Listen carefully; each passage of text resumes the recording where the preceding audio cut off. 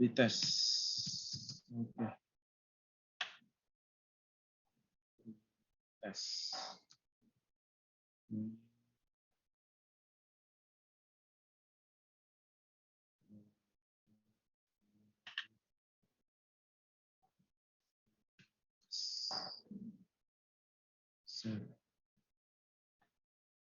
Oke.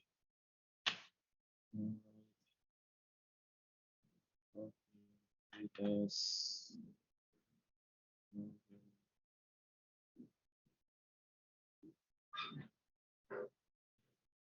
Sudah pasti.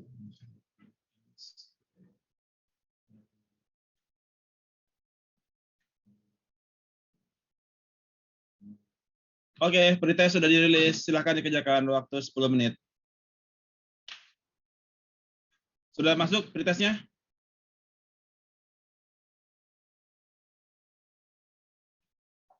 Sudah masuk? Coba. Oke, 10 menit ya.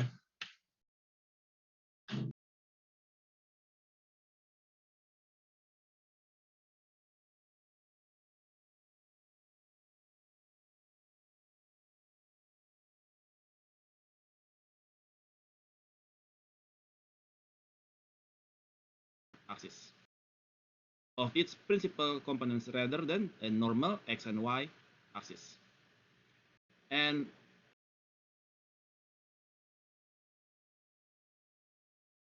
they work eigenvalues of the data points,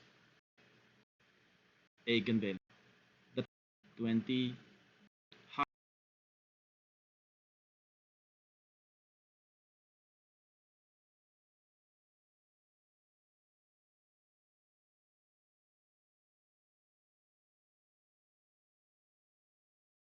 high and depending of the mean, how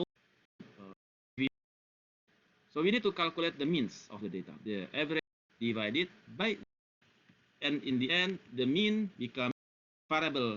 The first variable might between two towards the dimension, diagonal one, and then plot the standard score. So and so how do you find a minus the lambda, the eigenvalue? Mathematical will be the manually can of the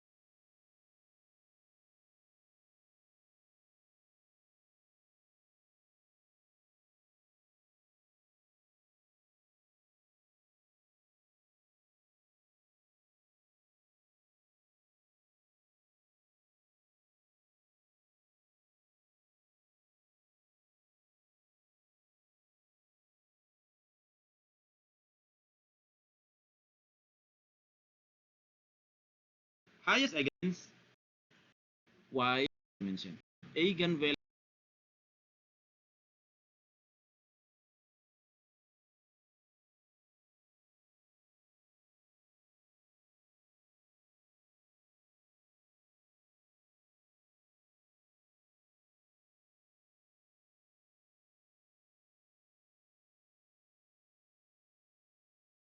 values and eigenvalues.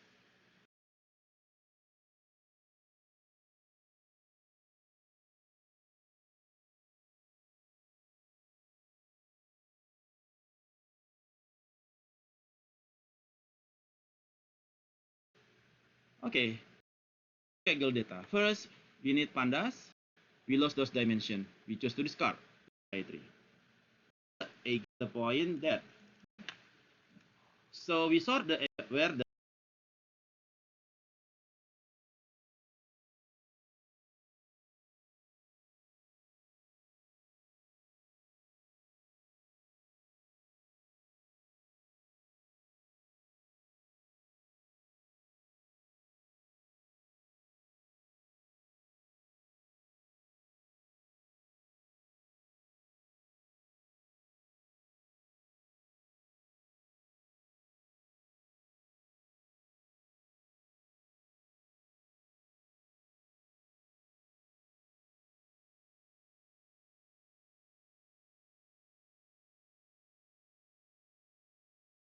Waktu tinggal 2 menit.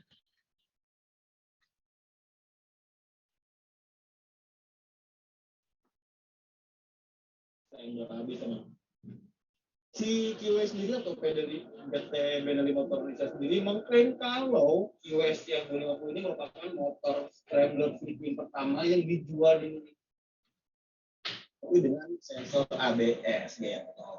Terus masih di area kaki-kaki, roda depannya menggunakan ban ring 17 inci teman-teman, roda yang belakangnya pakai ban 15 inci, ukurannya 130 per 90. Makanya emang kelihatan kalau roda belakangnya kelihatan lebih tebal ya. Ya nggak sih dibanding yang depan. Jadi scrambler abis gitu kan. Terus yang depannya teleskopik.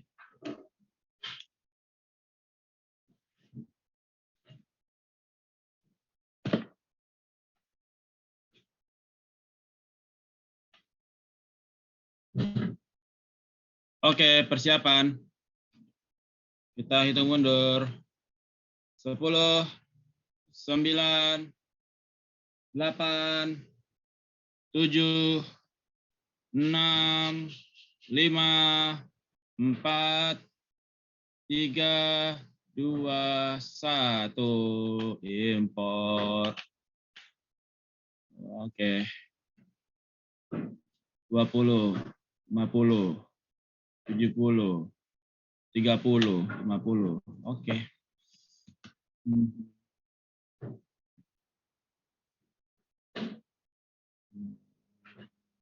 Oke, stop sharing.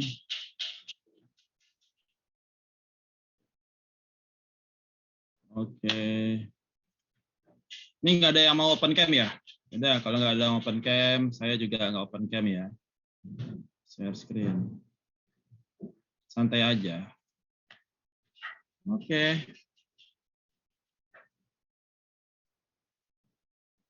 Masa dosennya doang open cam? Ya dong. Oke, satu. Saya record dulu.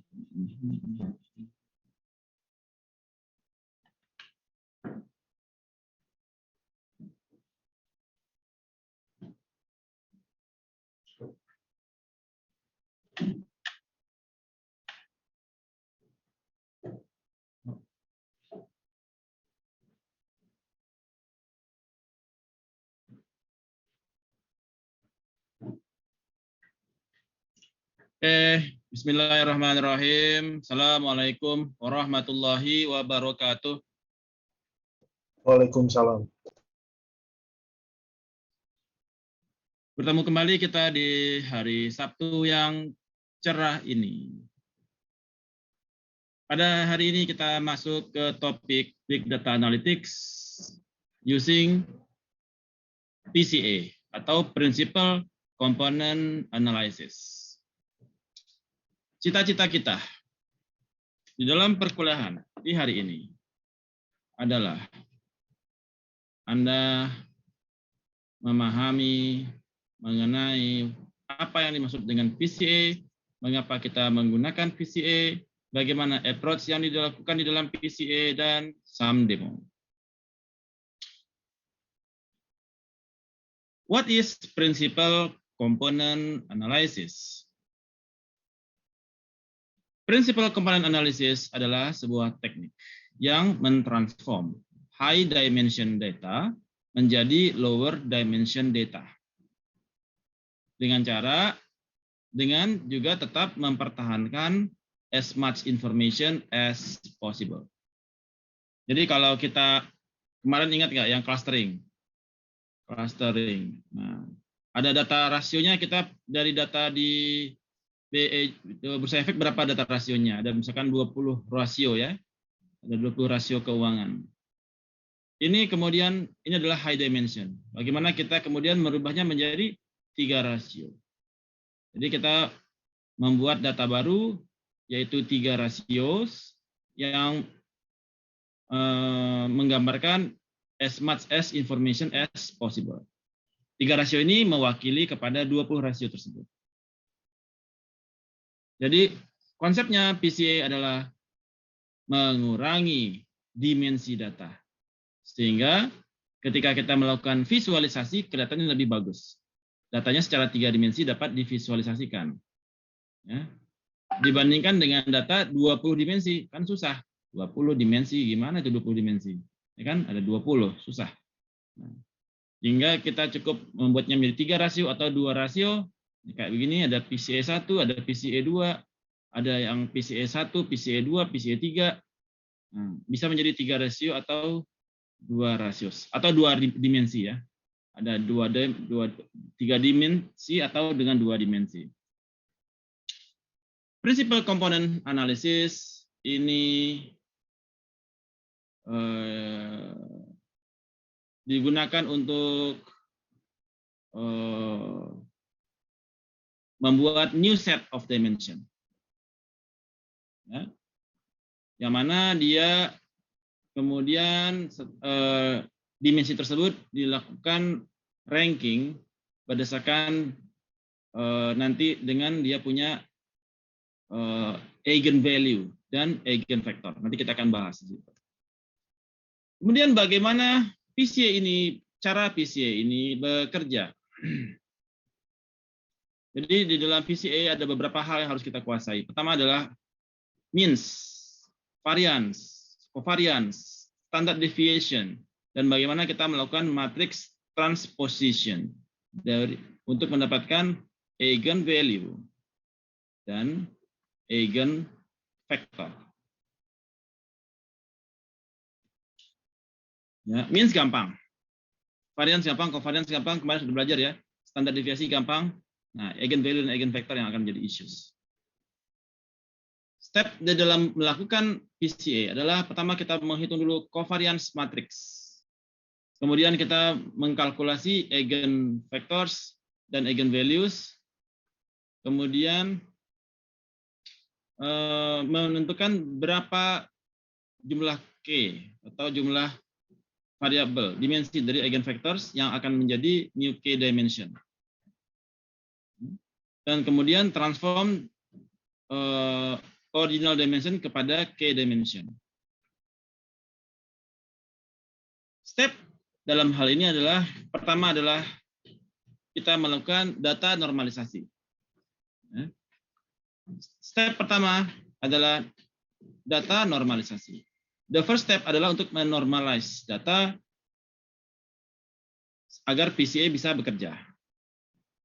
Ini dilakukan dengan melakukan menghitung Z-score. Z-score. Ya. Bagaimana caranya? Yaitu dengan mengkalkulate standard deviation dan variance. Standard deviation, ini standard deviation. Ini adalah standard deviation adalah X1 dikurangin dengan means ya, pangkat 2 dibagi dengan N. Ini untuk mendapatkan standar deviasi.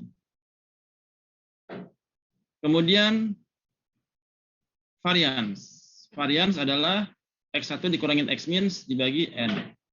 Jadi standar deviasi adalah akar dari variance kuadrat. Jadi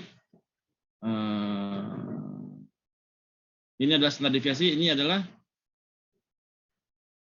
variance. Akar dari variance. Nah, bagaimana cara bekerjanya? Kita langsung saja dengan melihat ke Excel. Layar saya sudah kelihatan Excel-nya?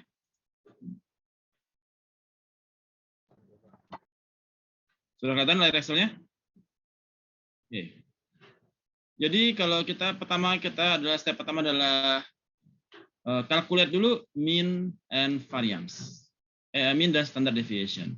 Misalkan kita ada ratios. Ini ada rasio keuangan A, rasio B, rasio C. Ini adalah company A, company B, company C. Maka means-nya adalah average dari data di atas. Ya. Average. Kemudian standar deviasinya adalah 1 dikurangi means pangkat 2 ditambah 4 dikurangi means pangkat 2 ditambah 5 dikurangi means pangkat 2 dibagi dengan 2 yaitu N-1, 3-1 dan di akar. Ya, kita dapat standar deviasinya. Atau akar dari variance. Dapat standar deviasi sudah dapat standar deviasinya. Kemudian kita melakukan standardize the data menggunakan, kalau di Python kita menggunakan standard scalar. Ya. Jadi kita menghitung standar deviasinya adalah 2,08. Nah, feature A adalah C10 berapa nilai data dikurangin dengan rata-rata means dibagi dengan standar deviasi. Sehingga kita mendapatkan nilai Z-score-nya. Nah, ini disebut dengan Z-score. Jadi semuanya kita hitung Z-score-nya untuk menggunakan standar scalar. Kalau kita sudah melakukan standardized data menggunakan Z-score ini, maka nilai min-nya adalah 0. Average rata-ratanya adalah 0. Dan standar deviasinya menjadi 1. Ya, ini dikurangi 0, ini dikurangi 0, ini dikurangi 0, bagi 2. Ya, kuadrat ya. Dibagi dengan 2 akar. Standar deviasi sama dengan 1, 1, 1. Artinya kita sudah bisa sudah selesai melakukan normalisasi terhadap data. Jadi ini adalah proses di dalam normalisasi. Oke, setelah kita melakukan normalisasi di data, kemudian kita melakukan kalkulasi kepada covariance. Ya. Nah, covariance itu kalau dia misalkan datanya adalah 2 kali 2, maka sama dengan ini adalah varians X1 itu adalah covariance dari X1, X1. Kemudian covariance dari X1, X2, covariance X2, X1, dan covariance X2, X2. Nah, ini matriksnya. Nah, covariance X2, X1 terhadap X1 itu adalah rumusnya X1 dikurangi X rata-rata dikali dengan Y1 dikurangi Y rata-rata. Jadi X1 ini, anggap Y2 ini adalah X2 ya. Ini adalah X2. Oke, bukan Y rata-rata nih. Ini Y1 ini adalah X2. Nah, ini X2 rata-rata. Jadi X1 dikurangi X1 rata-rata dikalikan Y1 dikalikan Y1 rata-rata. Ini X1, ini adalah X2 ya. X2 kali X2 rata-rata. Dibagi N-1. Konsepnya, covariance adalah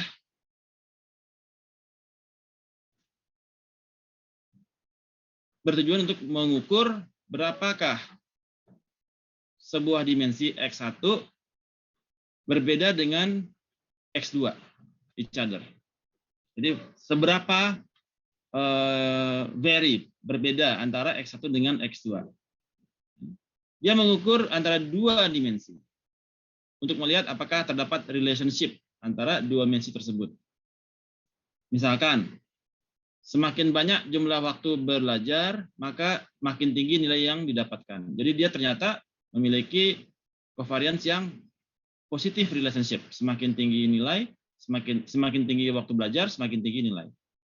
Atau bisa juga dia negatif relationship. Semakin tinggi umur, semakin sedikit tenaga, gitu ya. Itu juga negatif relationship. Sementara covariance antara satu dimensi terhadap dirinya sendiri disebut dengan variance. Sampai di sini. Araso, any questions? Tidak ada? Araso.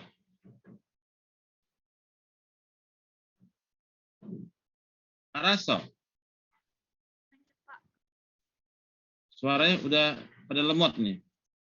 Oke. Kemudian kita mengukur covariance. Bagaimana cara mengukur covariance? Seperti yang saya sampaikan tadi adalah X1 dikurangin X rata-rata dikalikan X2 dikalikan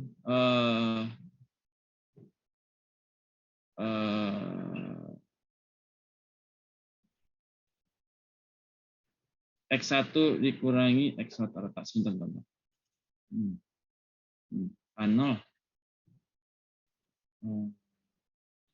Sebentar, ini harusnya A dan A. Oh ya, A dan A. Jadi covariance, kita lihat yang A dan B dulu deh. Ini A dan B. Antara A dan B, feature A dengan feature B, artinya X1 dan X2 ya. Ini ada 3 kali 3 ini. Ini H10.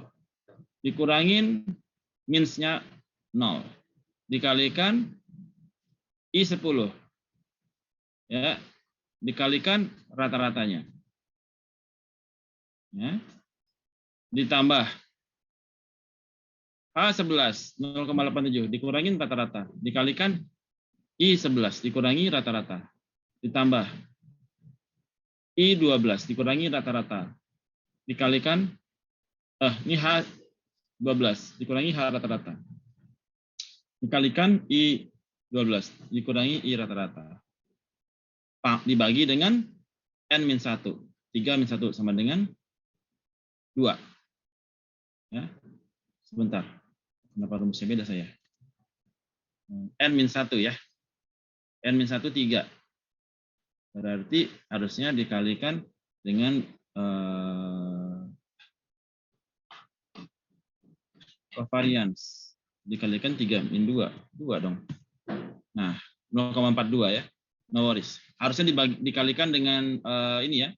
3-2. 3-1. Karena rumusnya dia covariance itu adalah dibagikan N-1. Seharusnya dibagi dengan 2. Oke, saya perbaiki dulu. Ini 2 nih. Oke. Kemudian ini ya. 2.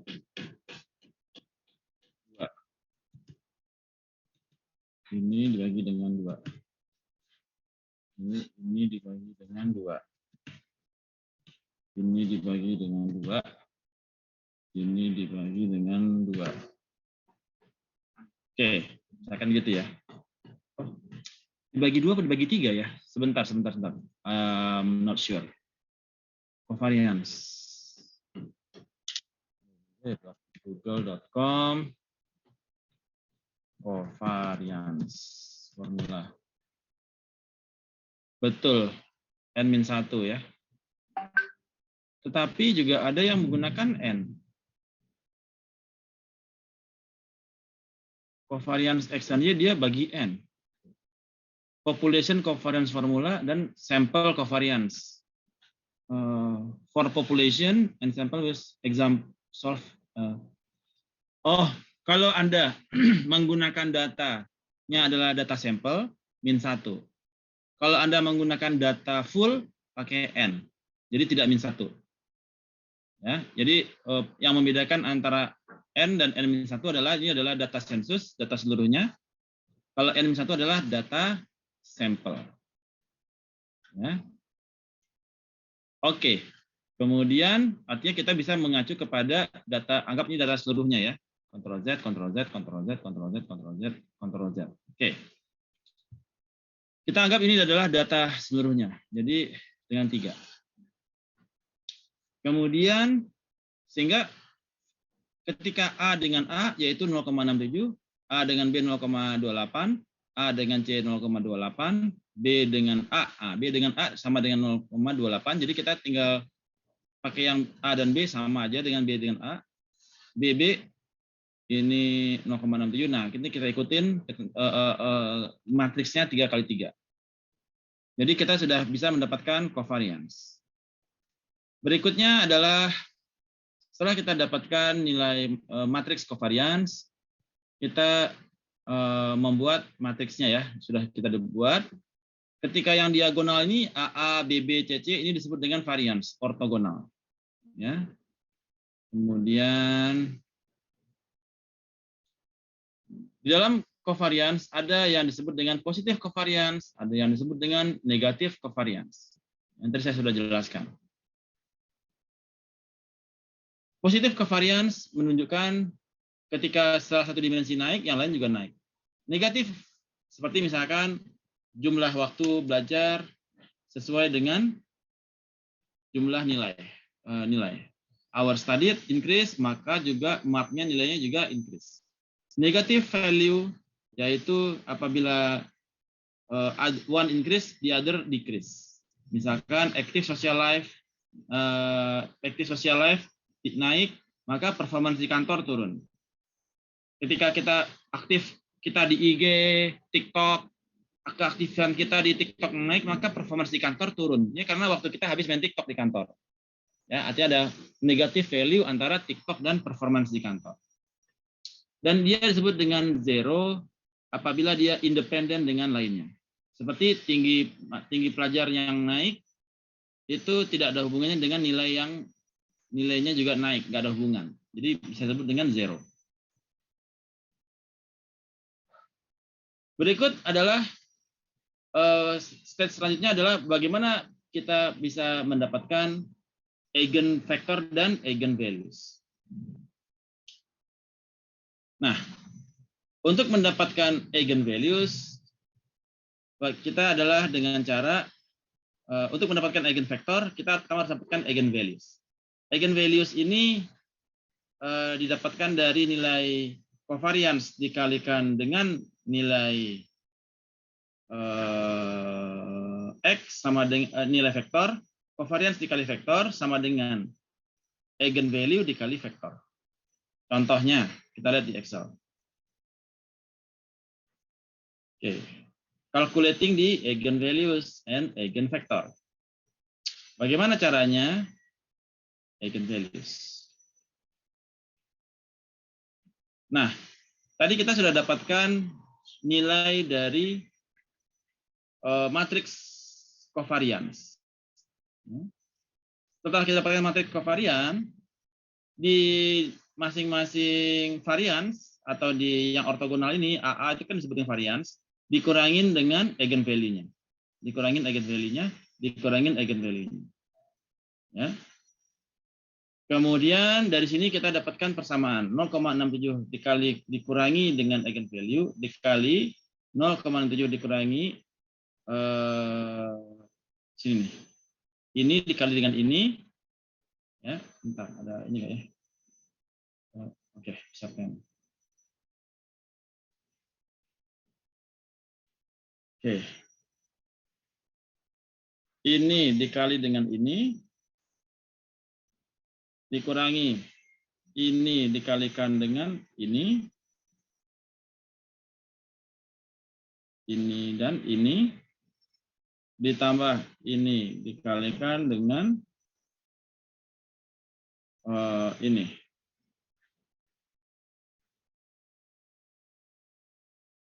Bentar. Bentar dulu, kontrol Z. Dulu ya. Oke. Rumusnya adalah 0,67 dikurangin eigenvalue dikalikan bawahnya ini.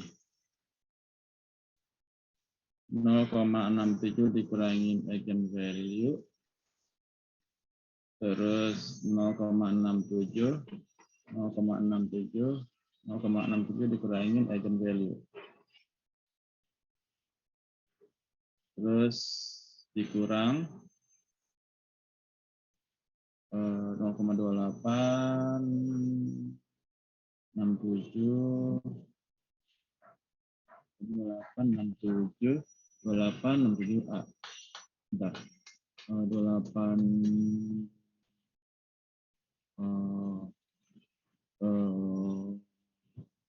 B-nya adalah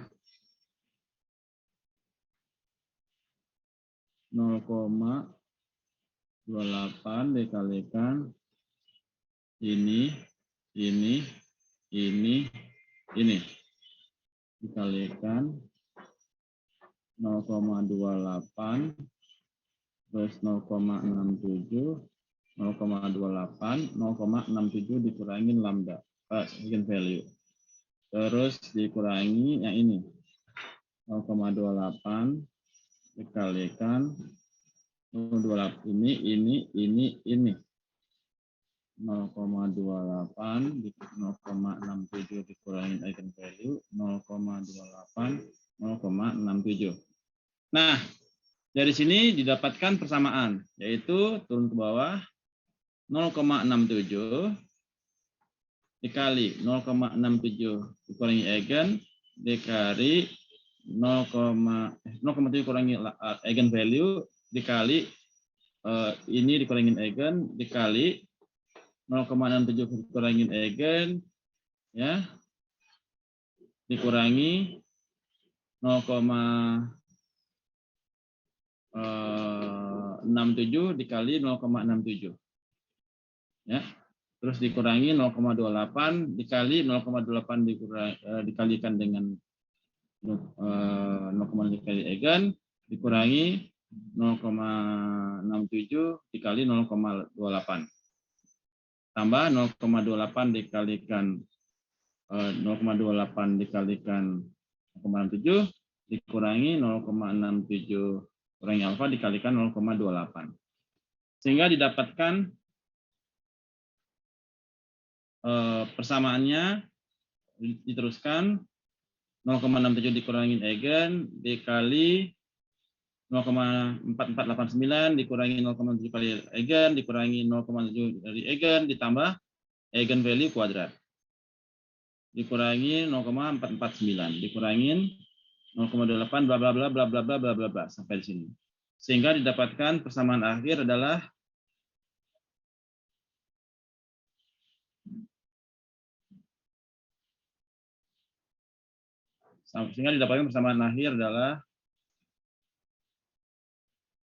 minus eigenvalue pangkat 3 ditambah 2,01 eigenvalue pangkat 2 dikurangi 0,741 dikali eigenvalue. Dari persamaan ini kita cari berapakah nilai eigenvalue 1 sama dengan berapa, eigenvalue 2 sama dengan berapa, eigenvalue 3 sama dengan berapa. Dan kita dapatkan hasilnya 1,52, 0,48 dan 0. 1,52 pangkat 3 ditambah 2,01 kali eigenvalue 0,5 kuadrat sama dengan ujungnya adalah 0. 0 dan 0 dan 0. Jadi didapatkan nilai akhirnya kalau dibulatkan adalah 1,52, 0,48 dan 0. Jadi kita berhasil mendapatkan eigenvalue. Nah, jadi itulah cara kita untuk mendapatkan nilai dari eigenvalue. Ya. Jadi kita dapatin dulu covariance matriksnya, kemudian kita kembangkan untuk mendapatkan eigenvalue 1, 2, dan 3. Setelah mendapatkan eigenvalue 1, 2, dan 3, kita menghitung eigenvektor. Berapakah eigenvektor? Nah, untuk mendapatkan eigenvektor, caranya tadi kita sudah dapatkan eigenvalue ya. Ini adalah eigenvalue-nya. Misalkan min 1, 1, dan 3. Ya, ini adalah covariance. Ya. Tadi yang kita bikin covariance-nya. Nah, ini yang nilai covariance-nya. Ya.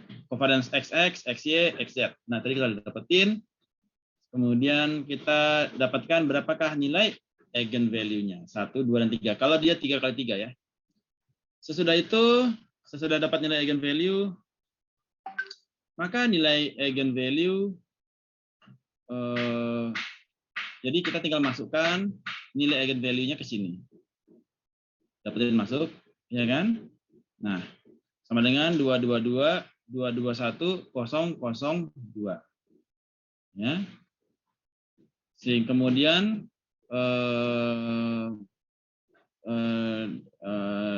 terhadap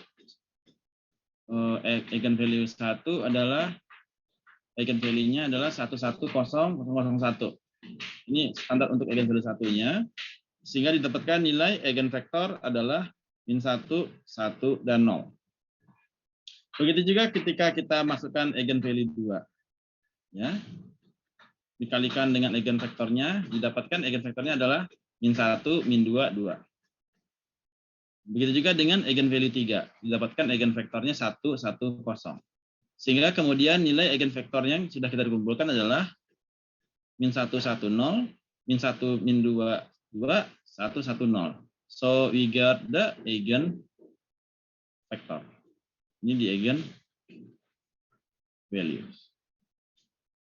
Nah, setelah selesai eigenvektor, didapatkan eigenvektor, maka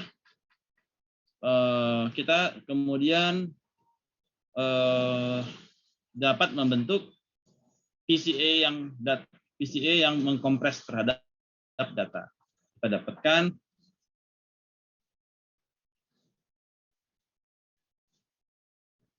Oke, sekarang kita sudah dapatkan eigenvektor. Nah, calculating the eigenvector dan eigenvalue. Nah, sekarang data eigenvektor dan eigenvalue-nya sudah ada nih. Ini adalah eigenvalue dan ini adalah eigenvektor. Sekarang untuk mendapatkan nilai PCA kita mau mendapatkan 3 nilai PCA-nya. Maka untuk mendapatkan nilai PCA kita gunakan standardized data yang sudah di covariance ya 1,12. Di mana dia? Covariance ini ya. Sudah sorry. Ini data yang standar scalar ya, bukan covariance ya. Data yang sudah di standar scalar, yang sudah di standardize, kemudian kita kalikan kepada eigenvektor yang kita dapatkan. Sehingga didapatkan hasilnya 0,75 minus PCA1, PCA2, dan PCA3. Nah, terdapat 3. Yang mana yang paling memiliki weight tertinggi? Yang memiliki weight tertinggi adalah PCA1. Kenapa? Karena eigen value-nya dia paling besar, yaitu 1,52. Sementara PCA2 nomor 2 dengan eigen value 0,48. PCA3 dia 0, nggak bisa dipakai. Nah, artinya cuma ada 2 PCA yang bisa dipakai di sini. Ada PCA1, PCA2. Ini cara kita mengukur PCA1 dan PCA2. Oke. Jadi kita dapatkan, kita sudah berhasil mengurangi dimensional dari yang sebelumnya 4 dari sebelumnya yang 3 menjadi 2 dimensi ya, yaitu PCA1 dan PCA2. Nah, sekarang setelah kita dapatkan berarti datanya sudah ada dan kita sudah melanjutkan kepada proses modeling selanjutnya. Apakah data tersebut mau kita clustering kah, mau kita binary logistik kah, mau kita multinomial logistik kah, atau lain sebagainya. Sampai di sini konsep berpikirnya untuk PCA, dimension reduction, dari yang dimensinya banyak menjadi cuma 2 atau 3. Apakah Anda semua sudah kapish? Kapish? Suara saya kedengaran ya? Halo? Ada pertanyaan, silahkan. Kalau nggak ada, ini tugas Anda ya. Tugas Anda berikutnya adalah membangun clustering menggunakan PCA. Assignment berikutnya adalah clustering menggunakan data PCA. Ada pertanyaan nggak? Arasto? Belum ada pertanyaan, Pak. Silahkan. Apa pertanyaannya? Oh, belum ada, Pak. Belum ada, Pak. Tadi saya bilang. Oh, belum ada. Udah paham? Sudah paham kah? Udah paham belum? Siapa yang udah paham?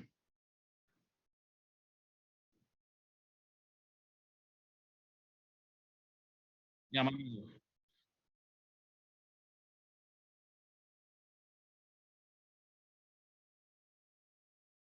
Ya. Oke. Yang sampai eigenvalue paham? Oke. Nah. Oke, jadi konsepnya begini, untuk menentukan eigenvektor. Jadi konsepnya adalah ketika kita mendapatkan nilai covariance, covariance dikalikan dengan eigenvektor sama dengan eigenvalue dikalikan dengan eigenvektor. Jadi kita harus memastikan bahwasanya nilai dari eigenvalue, nilai dari covariance dikalikan eigenvektor sama dengan nilai dari eigenvalue dikalikan eigenvektor. Ya. Misalkan ini begini. Kalau begini berarti ini times ini plus ini sorry. Ulang lagi.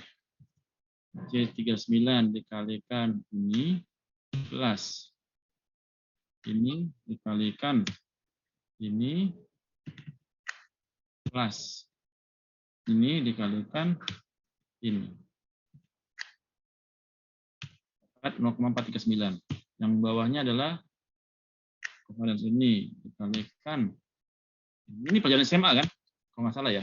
Di SMA dulu belajar nggak nih? Pelajarannya aljabar ya? Belajar nggak dulu? Enggak ya? Enggak, Pak. Masa sih nggak belajar? Dulu pelajaran matematika ini standar banget dulu nih. Apa pelajaran matematika sekarang lebih gampang ya? Belajar Pak, tapi lupa. Apa? Kayaknya belajar Pak, cuma lupa. Iya, makanya kalian tuh semuanya belajar, cuma udah lupa. Nah, ini harus sama dengan ini. Ini dikalikan dengan ini. Ini dikalikan dengan ini. Ini dikalikan dengan ini. Harus sama semua, ya. Nah, jadi kan sama kan? Sama kan? Ini agak beda dikit nih. Ya. Jadi ini adalah ketika covariance dikalikan dengan vektor sama dengan eigenvalue dikalikan dengan vektor. Jadi konsepnya adalah ini dapat. Nah, tinggal cari eigenvektornya yang kira-kira hasilnya sama untuk apabila dikalikan eigenvalue. Nah, dari situ baru dihitung bagaimana cara menentukan angka ini. Nah, tadi yang di sini nih, ya. Oke, nah saya nggak mau detail, ya. Tapi konsep berpikirnya seperti itu ya. Kebayang? Ya. Jadi eigenvektor itu dikalikan dengan covariance sama dengan eigenvalue dikalikan dengan vektor. Covariance dikalikan vektor sama dengan value dikali vektor. Nah, bagaimana kita mendapatkan eigenvektornya? Kan itu isunya kan? Nah, ini dia. Nah, ini kalau dia ketika dia 3, ini maka matriksnya seperti ini ya, 110 001 0000. Kalau dia 2-nya 10 setengah 011 000. Kalau dia yang ketiganya 1 min 10 001 000. Jadi kita dapetin nilai eigenvektornya, tinggal dikaliin aja nih. Nah, tapi kenapa ini begini? Nah, kenapa ini begini? Kenapa ini begini? Nah, itu tanya sama guru matematika ya. Kita kan konsepnya ya. Nanti kalau saya terangkan kita jadi panjang urusannya ya. Jadi pelajaran matematika kita jadinya ya. Jadi panjang ke dalam, jadi kita sibuk nanti ngaduk-ngaduk yang kayak begini ntar. Nah, ini juga begini. Setelah itu untuk menentukannya panjang lagi kan. Jadi mendingan kita konsep berpikirnya. Kalau saya sih menerangkan ke Anda konsep berpikirnya ya. Nah, cara perhitungannya udah kebayang ya. Kalau mau go deep ke persamaannya sampai dapat hasilnya, ya boleh juga. Tapi itu butuh waktu lebih lama lagi. Menjawab, bagaimana cara menghitung eigenvektor? Oke, ya. Oke, ada lagi yang ditanyakan? Tidak ada? Oke, kita masuk ke Kaggle. Bagaimana kita mengerjakannya di Kaggle? Ini tugas Anda nih, assignment berikutnya. Menggunakan data PCA untuk melakukan clustering model. Jadi nggak menggunakan data rasio.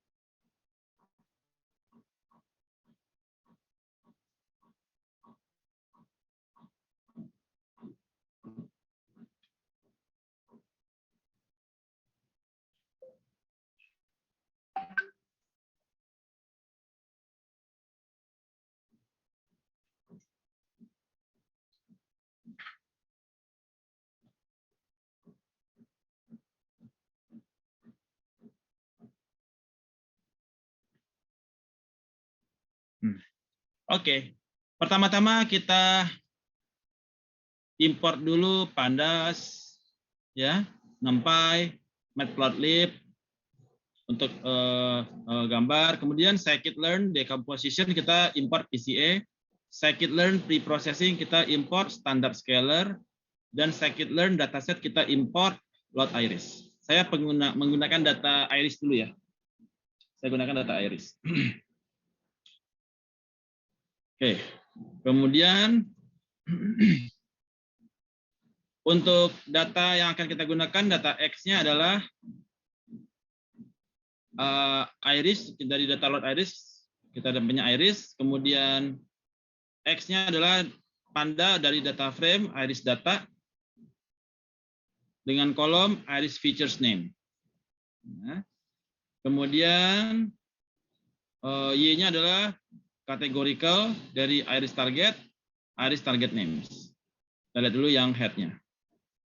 Jadi ini ada sepal length, sepal width, petal length, petal width. Ini adalah data iris. Kemudian dari data ini saya mau melakukan standard scalar. Karena saya mau normalize the data menggunakan standard scalar. Jadi kita dapatkan z-score-nya. Oke, kita standard scalar tadi kita sudah import dari scikit-learn preprocessing. Saya kasih nama scalar. Kemudian X adalah data X ini, kemudian saya lakukan normalisasi menggunakan scalar.fit transform dari X. Kemudian kita lihat data X muncul nggak? Oke, sudah muncul.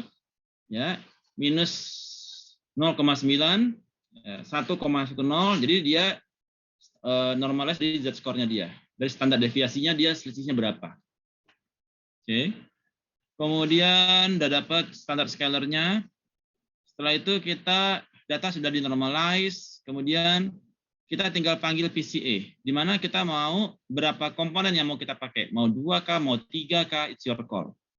Jadi dari 4 dimensi, total ada 4 dimensi, kita mau rubah jadi 2 dimensi misalkan. Ini ada 4 dimensi, tuh 2, 3, 4, kita mau jadikan dia 2 dimensi. Di mana principal komponen sama dengan PCA.fit transform dari X. Di mana PCA-nya itu kita menggunakan PCA n komponen sama dengan 2. Ya.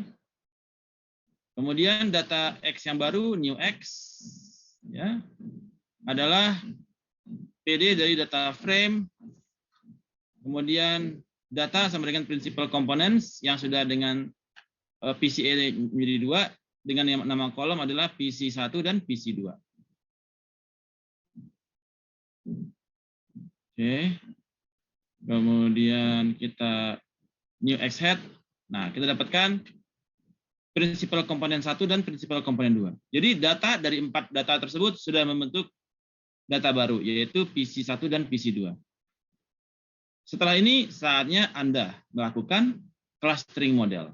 Nah, jadi Anda tinggal melakukan clustering untuk menggunakan 2 data ini. Atau Anda mau pakai 3 juga boleh. Kan mau pakai 3 data.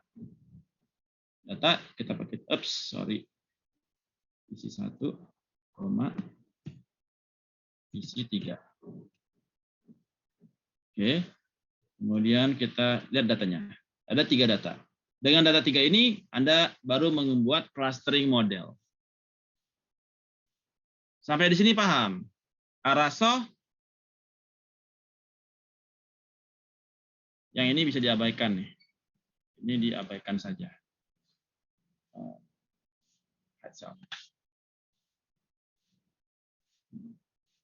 Ini delete cell aja. Oke, sampai di sini. Arasoh, konsep berpikirnya. Ada pertanyaan? Suara saya terdengar? Oke. Sudah oke ya? Jadi assignment Anda. Assignment.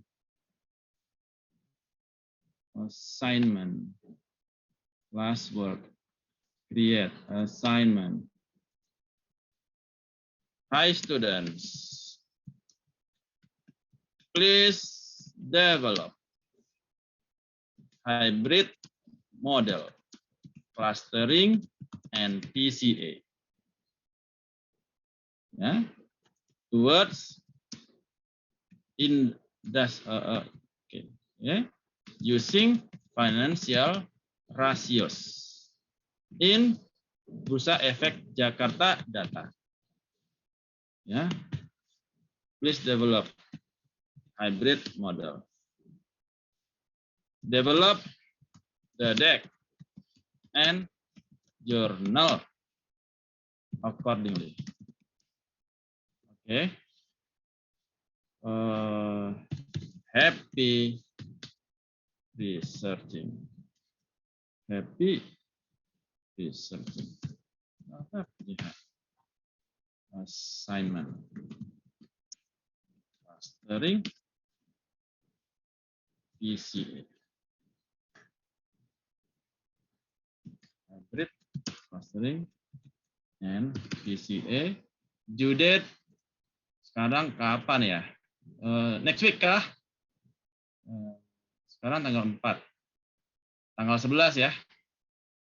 Tanggal 11 you can present. Topik 11. Assign. Ya, oh sebentar. Ada sedikit ini. Edit. Oke. For kemarin kan kita sudah pakai 1 tahun ya. For 2 years comparison. Jadi Anda melihat clustering. Identify the changes of cluster between year 2020 and 2021. Yeah. Please do for 2 years comparison, identify the changes of cluster between year 2020 and 2021. Develop the deck and journal accordingly. Select your industries. Select your own industry. Happy researching. Any questions untuk assignment Anda selanjutnya? Ada pertanyaan? Sudah kebayang ya? Gampang kan? Tugasnya yang clustering kan udah. Sekarang dikombinasikan clusteringnya 2 tahun tetapi menggunakan data PCA. PCA-nya pakai 3 ya. 3 rasio. Atau 2 rasio, it's your call. Any questions? All good? All good? Yes. Bukan, hybrid itu Anda kombinasi. Anda PCA dulu baru clustering. Oh, jadi konsepnya adalah hybrid itu Anda nggak lakukan clustering doang kan? Anda kan, oke, kalau gitu supaya lebih jelas. Saya hybrid PCA to clustering. Oke. PCA and clustering. Supaya lihat ininya alurnya ya. Kan kita PCA dulu baru clustering kan? Hybrid model PCA and clustering.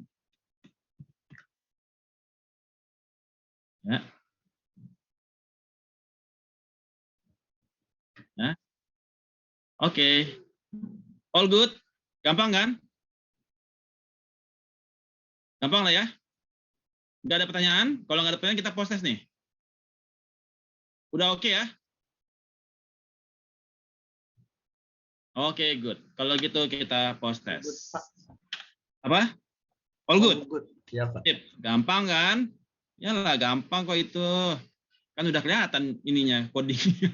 Codingnya kan tinggal digabung aja kan? Alright. Oke, kita lanjutkan post test. Seru ya tugasnya ya? Ini post test.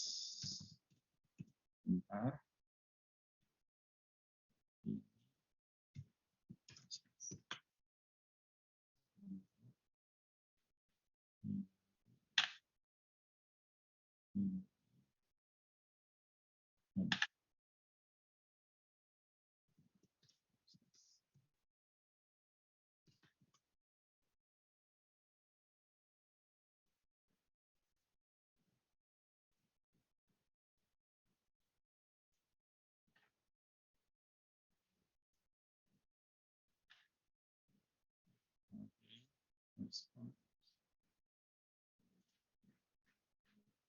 Oke. Oh iya, satu lagi untuk assignment-nya, jurnalnya bahasa Inggris ya. Jangan pakai bahasa Indonesia. Kalau bahasa Indonesia ntar ngopi lagi yang kemarin. Jurnalnya Anda buat dalam bahasa Inggris ya. Oke, please conduct in English. Mana tadi ya?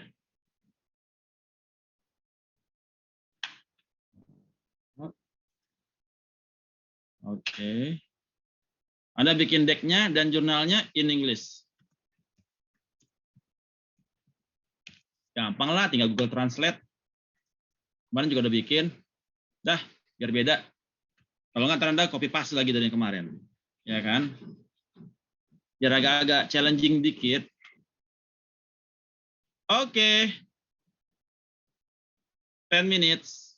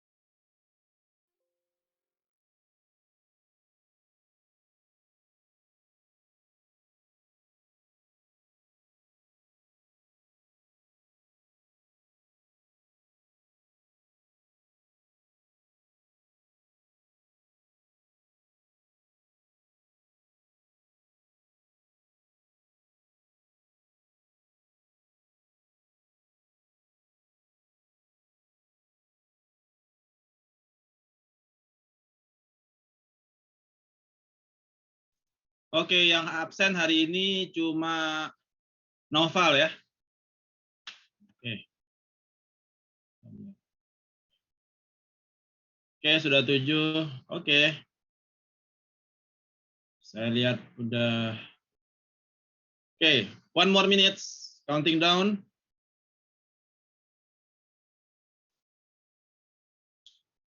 10, 9, 8, 7, 6, 5, 4, 3, 2, 1. Import. Kita lihat siapa yang terbaik di hari ini. Adam 90. Ahmad Aldi 100, good job. Gilang 100, good job. Hajar 100, good job. Oke. Good job. Fahri, kenapa ya? Maura, kenapa ya? Gak paham kah? Sabda, Fahri, Maura, aduh, duh. Lagi ini kah? Pusing kah? Oke, semuanya open cam.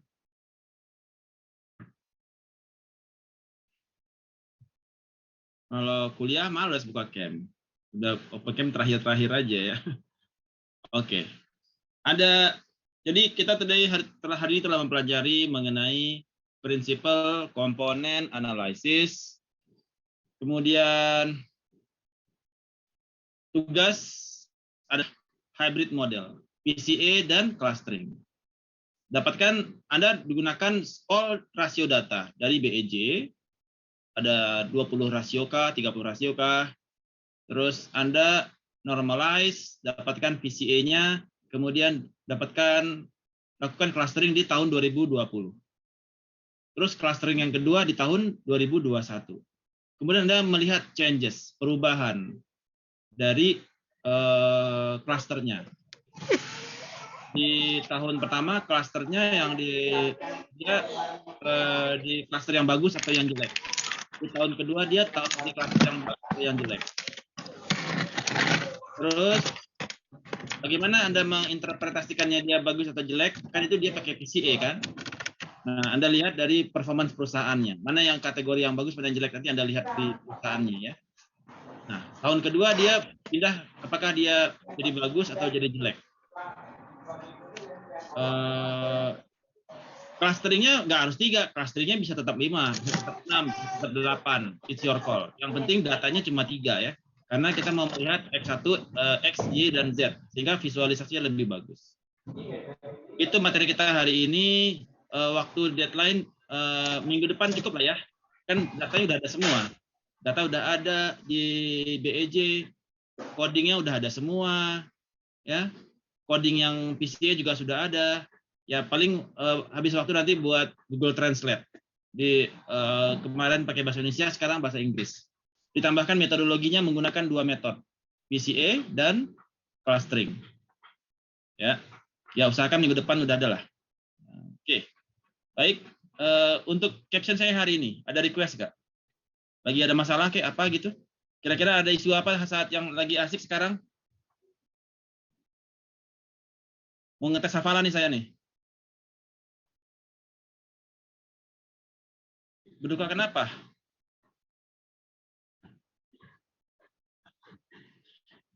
Oh, oke. Satu hadis terkait anaknya Kang Emil. Qala Rasulullah sallallahu alaihi wasallam. Qal. Nabi Muhammad bersabda. Hadis dari Bukhari. Ahmad Bukhari. Sesungguhnya orang yang mati syahid itu dibagi 5. Pertama adalah mati karena penyakit ta'un. Yang kedua adalah mati karena sakit perut. Ketiga adalah mati karena tenggelam. Keempat adalah mati karena tertimpa reruntuhan. Kelima adalah mati karena jihad fi sabilillah. Pertama, mati karena penyakit ta'un. Itu kalau Anda mati karena COVID, itu mati syahid. Kena pandemi, mati syahid. Sakit perut, ya apa aja yang pokoknya yang sakitnya di perut apa aja lah. Itu syahid. Mati tenggelam. Ya. Dia bisa berenang tapi tenggelam juga, mati syahid. Ya. Kalau nggak bisa berenang, mati tenggelam, mati syahid juga. Ya kan? Tenggelam juga. Tidak diatur apakah dia bisa berenang atau tidak bisa berenang. Pokoknya mati tenggelam, mati syahid. Tetapi asalkan hidupnya dia jauh dari perilaku syirik. Ya. Ya kalau Anda mati tenggelam tapi Anda syirik, ya udah, tetap aja masuk neraka. Ya kan? Wah, tenggelam, syahid, tapi dia percaya sama batu akik, percaya sama golok sakti, percaya sama bunga kantil, susah. Ya. Yang keempat, mati karena tertimpa reruntuhan. Kalau gempa bumi, rumah roboh, mati ketimpa rumah, itu mati syahid. Dan kelima, mati jihad fi sabilillah. Perang. Semoga anak Kang Emil masuk ke dalam golongan yang ketiga. Mati syahid karena tenggelam. Demikian perkuliahan kita hari ini. Sampai ketemu minggu depan. Assalamualaikum warahmatullahi wabarakatuh. Bye-bye. Waalaikumsalam. Waalaikumsalam. Sama-sama.